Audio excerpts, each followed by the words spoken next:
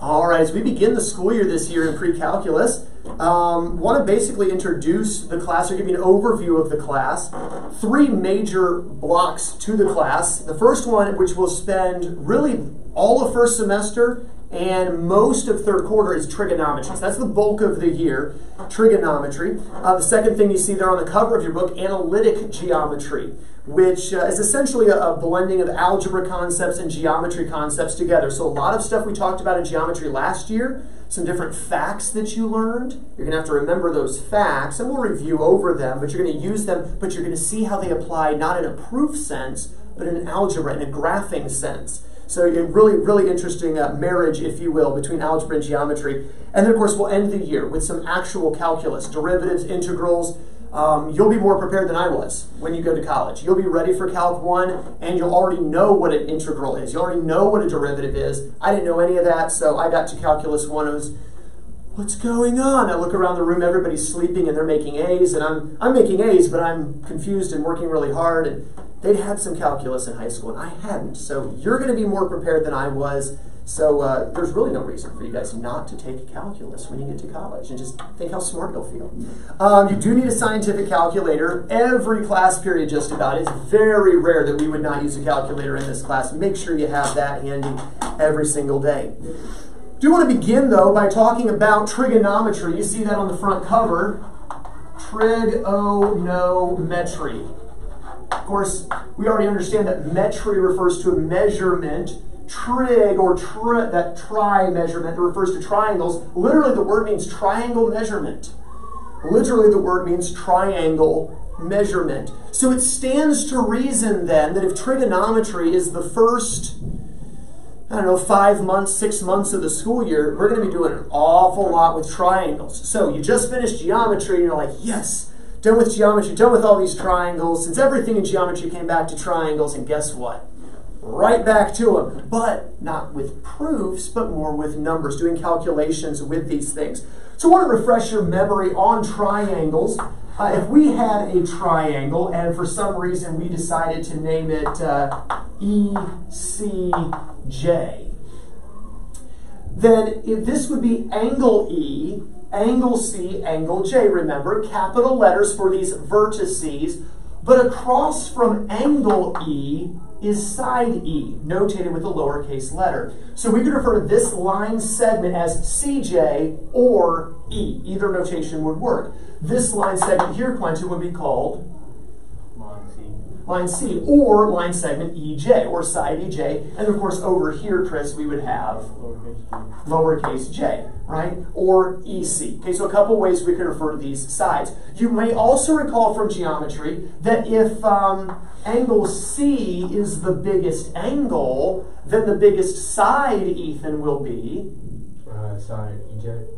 Side EJ, or side little c. The biggest angle and the biggest side are across from each other, or opposite each other. And if J is the smallest angle, then opposite J would be side J, or side EC, and that would be your smallest side. Of course, medium-sized angle, medium-sized side. You remember all of this from geometry. We should also remember from geometry that the 3 angles of a triangle always add up to... Good. Now, in geometry, we said a straight angle, didn't we?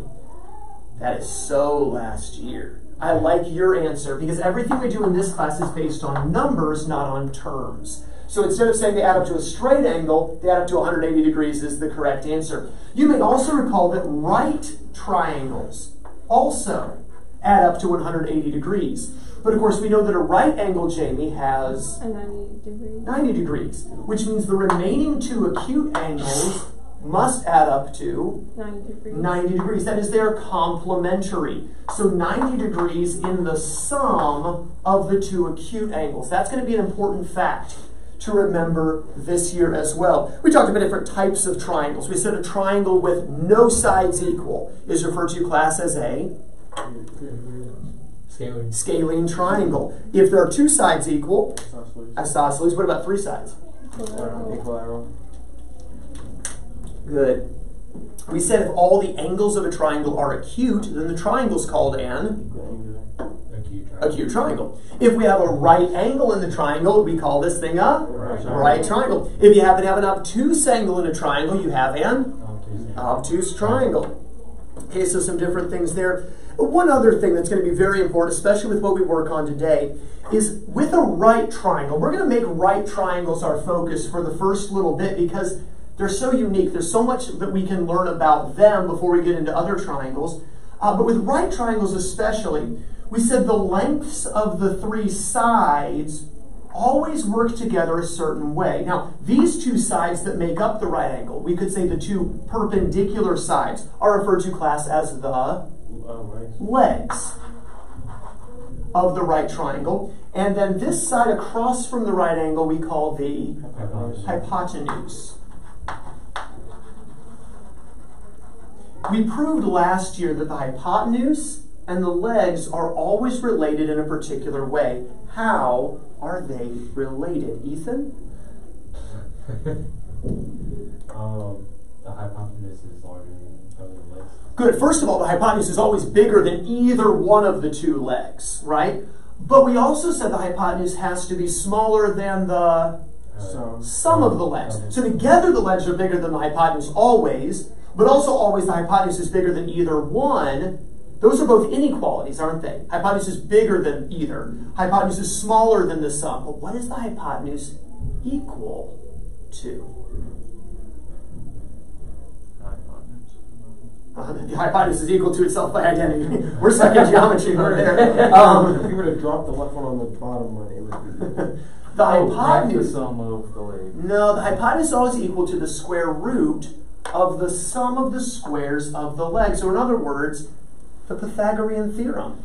C squared equals A squared plus B squared. And this always relates the lengths together. The square of the hypotenuse equals the sum of the squares of the two legs. Remember Pythagorean Theorem now. Let's go ahead and practice with that. Try to get the camera over here now. Let's go and practice with that. Go ahead and have your spiral notebook out, your calculator out, your pencil out. Let's suppose we have a right triangle in which one leg is, let's say, 4.5 meters. The other leg is 7.3 meters. And I want to determine the length of the hypotenuse. Of course, we would need to start by squaring one leg. And what do we get when we square this first leg? Anyone? 20.25. 20.25. Okay, what do we get when we square the other leg? 53.29. But we need to add those two squares together. So when we add them together, we get 73.54. That's the square of the hypotenuse, though. So as a final step, we need to take the square root of that. And what do we get when we take the square root? 8.75. Yeah, it just keeps on going and going. It's irrational, right? What we're going to do is we're going to round off our answer. And I believe in chemistry last year, you should have talked about something called significant figures or significant digits. We're going to kind of follow that rule for the most part here. So we notice this has two sig figs. This has two significant digits. So we're going to round our answer off to two significant digits. We're going to keep just these first two. But the 7's going to bump the 5 up to, so we'll say it's approximately, not equal to, but approximately equal to 8.6 meters. Now the quickest, easiest way to do this on your calculator, if you're given the legs, 4.5 squared plus 7.3 squared equals, and then hit the square root button. The quickest, easiest way to do that. Questions on finding the length of the hypotenuse. Now, if you're finding the length of a leg, however, remember we wouldn't add the squares together, right? C squared equals A squared plus B squared. So if you're given the legs, square them and add them. But if you're given the hypotenuse, for instance, to be 4.00 centimeters, and maybe you're given a leg to be 3.1 centimeters, and you're finding the other leg, you're going to want to bring the one leg over as a negative. So we're going to start by squaring the hypotenuse, which you probably do in your head, minus the 3.1 squared. And that should initially give you 6.39. And then finish by taking the square root to get the length of the leg. Again, it's going to come out irrational. What do we get? 2.5. 2, 7, 8, blah, blah, blah, right? Again, we're going to round off to sig figs. Do we all get the 2.5278 on the calculator? All right. right, Jamie, you said I didn't see a nod from you. Okay. There's and we did. So we 4 squared. Oh wait, that's wrong. Minus, because we're subtracting the leg, the 3.1 squared. Okay, no, you just start over. Start with the 6. Start with the 4 squared. Minus the 3.1 squared. Then hit equals. All right. Then we're going to take the square root of that, and that's our number, right? All right. And then when we round off to sig figs, again, remember the rule. I've got 3 sig figs this time and 2 sig figs. Well, last time they were both 2, so we chose 2. Well, what if they don't agree? You always go with the smallest number. So if there's 3 here and only 2 here, we have to go class with 2 sig figs. Chris was starting to round our answer a moment ago. Chris will round this to get 2.5. The 2's not big enough to bump this up. We'll tack on the centimeters at the end, and there's our approximate answer. Okay? Questions on this? Now, one rule, if you'll write this down in your notes, in a science class, sig figs must be strictly observed. In a math class, see, I'm lazy, and I don't always like to write 2.0. I'm lazy and would like to just write 2. So for our purposes, we're going to assume 2 sig figs at least. So if I happen to give you a triangle, and I say I've got a length of 2 and a length of 7, well, I don't want 1 sig fig. I'm just too lazy to write 2.0 and 7.0. So assume in pre-calculus, I always want at least 2 sig figs. That make sense? Now, physics is different. Physics is science, so in science we're going to do exactly what the sig figs say. But for math class, 2 sig figs or more, okay? 2 sig figs or more. I think we'll catch on to this pretty quickly. Questions on Pythagorean Theorem. Okay, remember doing this last year in geometry? Let's practice just a little bit with it. Page 3 in your textbook. Page 3 in your textbook. I want you to do numbers 2, 4, and 6. Page 3, I want you to do numbers 2, 4, and 6.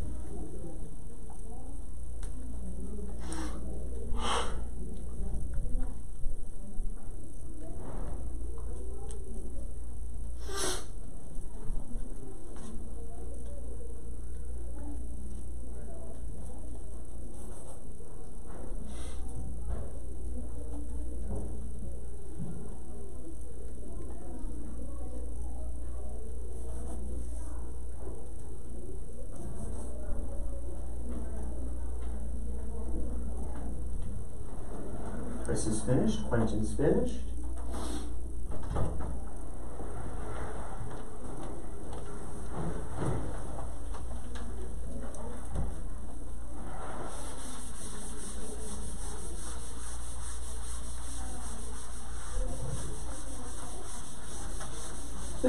Bless you.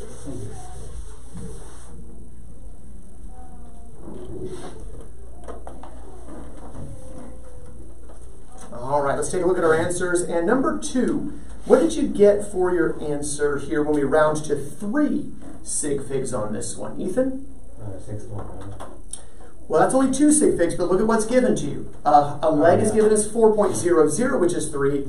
8.00, which is 3. What should we have had, anyone? 6.93 when we round to 3 sig figs. How about number 4?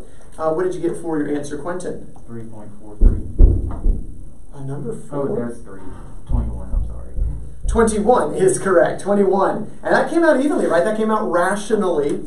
And then what about number 6? What did you get for your answer, Jamie? I got 15, but I'm not sure about the sig Well, you have 1 and you have 2. So normally in science we'd go with the 1, but I said for this class at least 2, so we'll leave it at 15. Yep, so 15 should be our answer. And we get all 3 correct.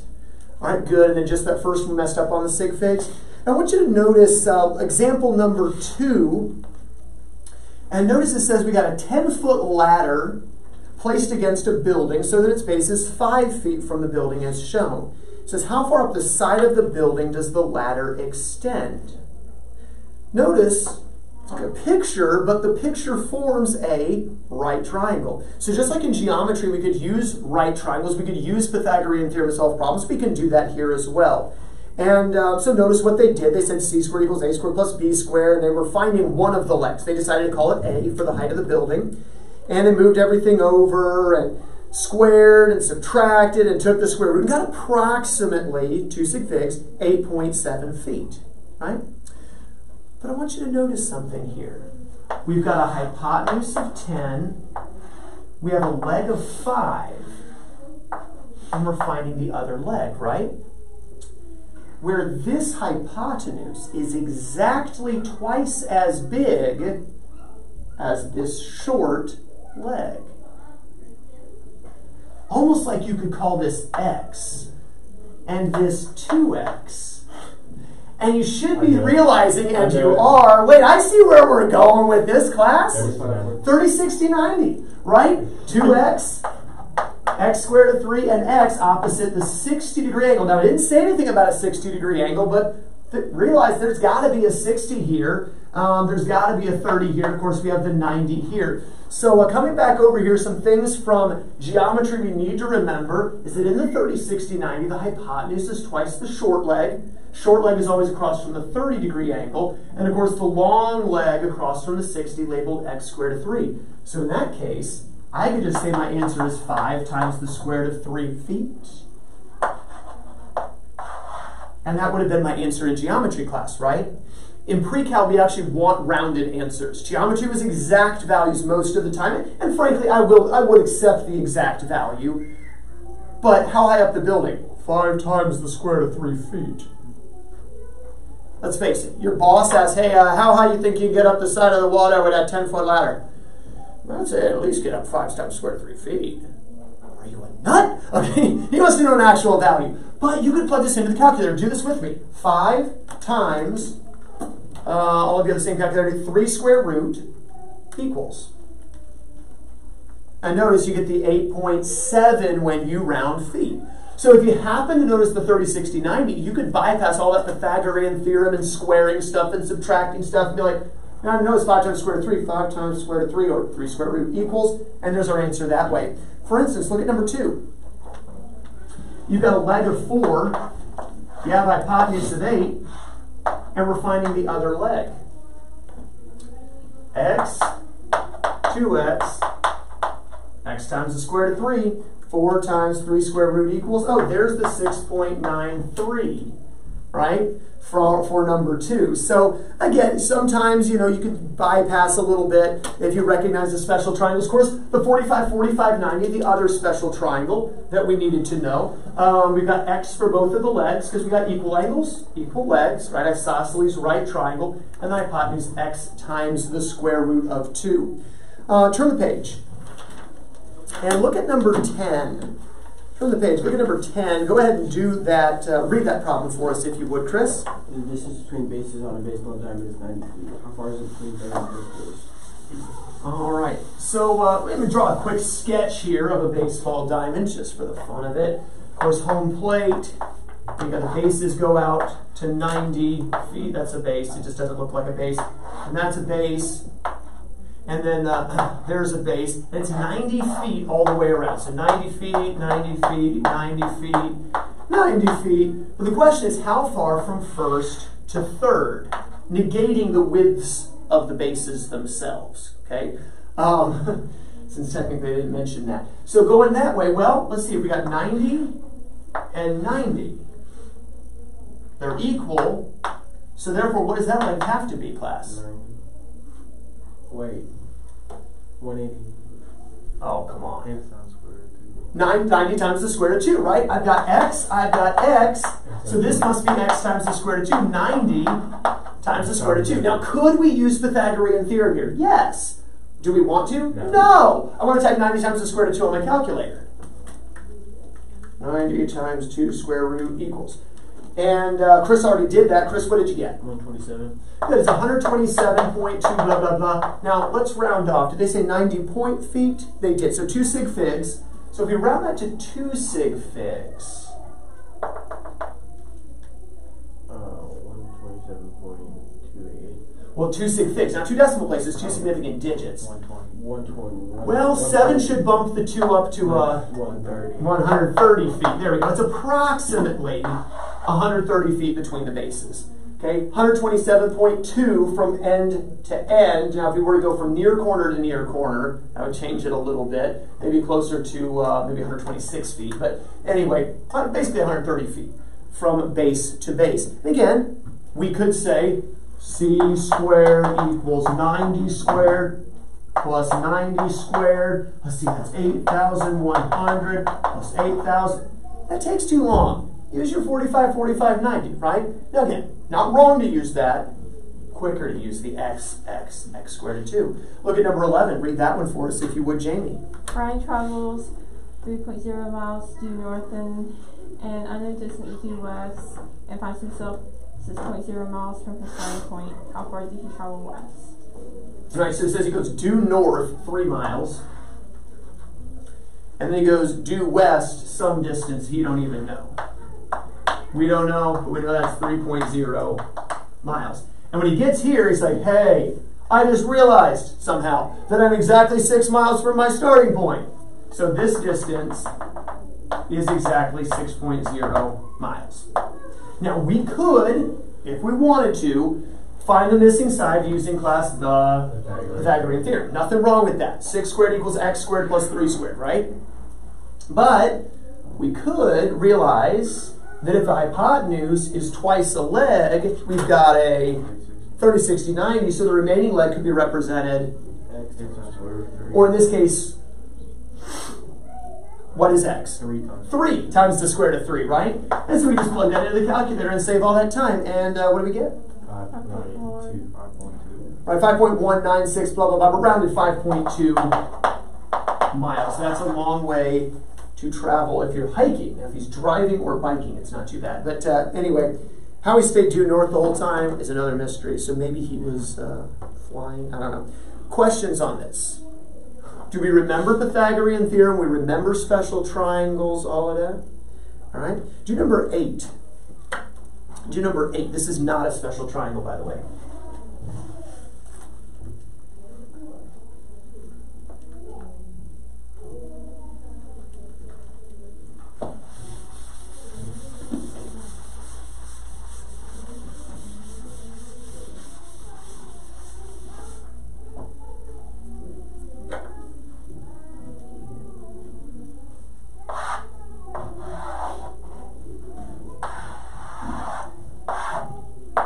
They're really fat telephone poles. Okay.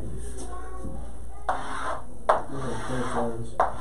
What? Like finish lines where curve go through, like there is. If you look at it in a 3D dimension, Maybe so. I don't know. abstract.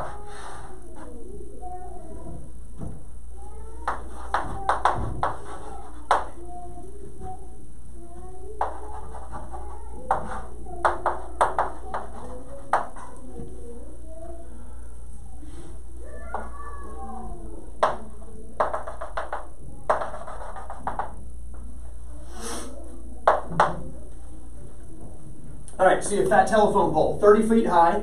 The shadow, based on where the sun is, casts a shadow of 10 feet.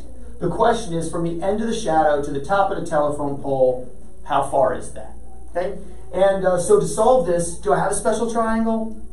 No, as I already mentioned, no, because 3x doesn't exist on a special triangle. So we have to use the Pythagorean Theorem. And what did you get for the distance from end of shadow to the top of the pole, Quentin?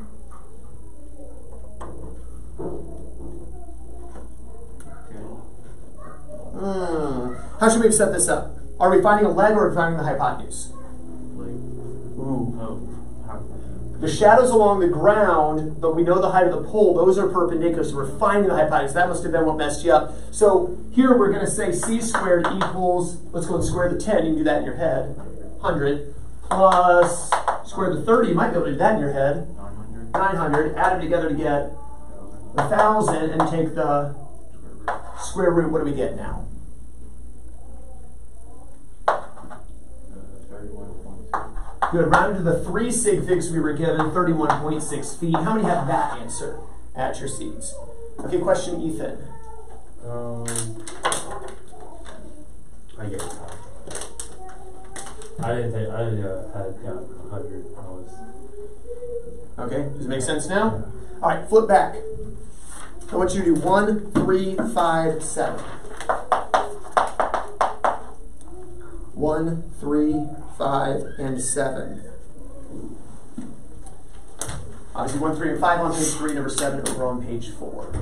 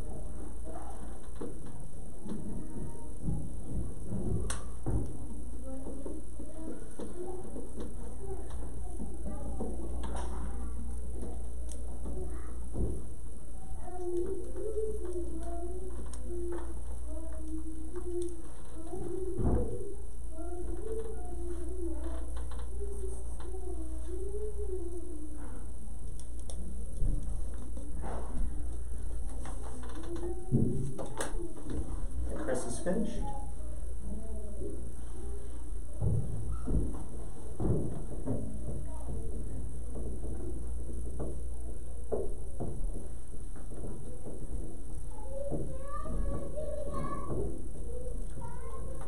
Good question.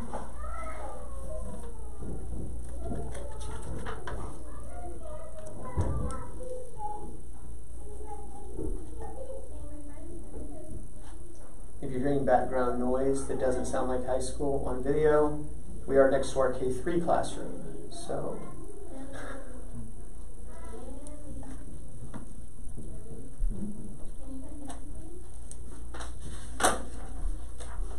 In case you're thinking our junior hires just got way less mature, that is not the case. Well, at least this would not be evidence of such.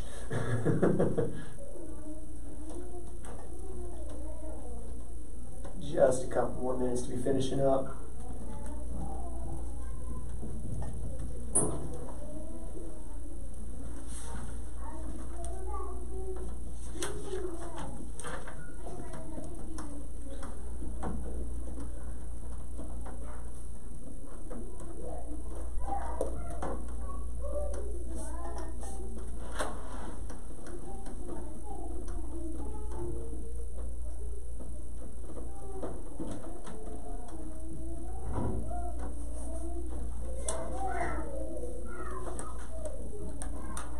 Jamie.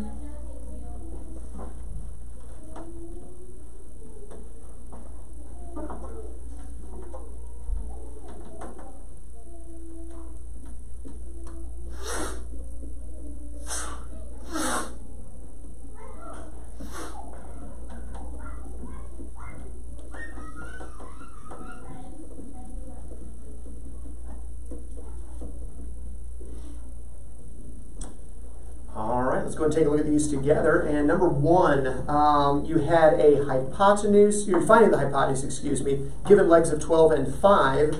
And what did you get for your hypotenuse, Quentin?